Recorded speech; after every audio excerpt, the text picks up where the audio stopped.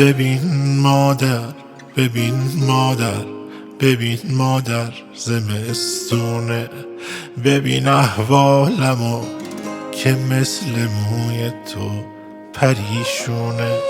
واسم رخته ازا تن کن، همینجا شمع روشن کن که امشب حال من عین شب شام غریبونه.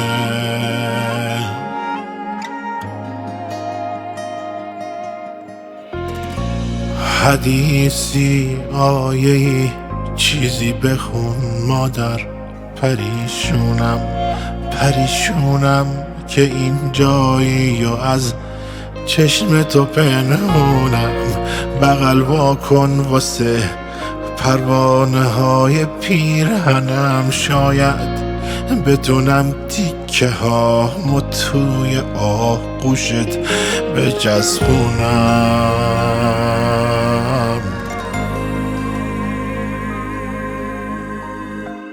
یه جوری گریه کن دنیا به فهم مادرم اینجاست، تو میدونی فقط که پلک های آخرم اینجاست. صدای گریه ها تو میشنوم، دستاتو میبینم، به هم نزدیک شد نزدیک، سنجاق سرم اینجاست.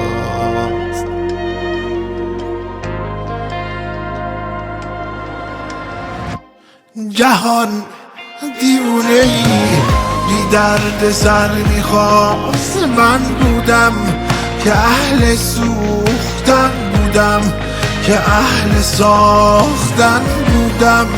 دلم میخواست از این لحظه های سرد بی وزنی به آغوش تو برگردم، اگرچه بی بدن بودم، بی بدن بودم.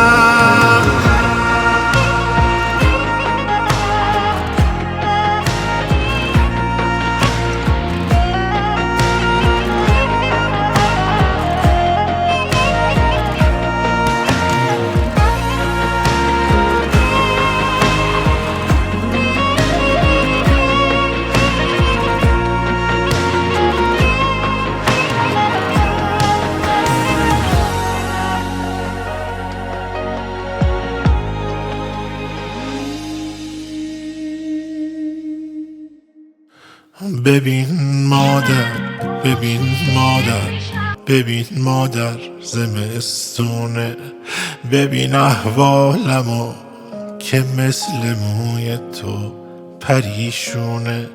واسم رخته ازا تن کن، همینجا شمع روشن کن که امشب حال من عین شب شام غریبونه.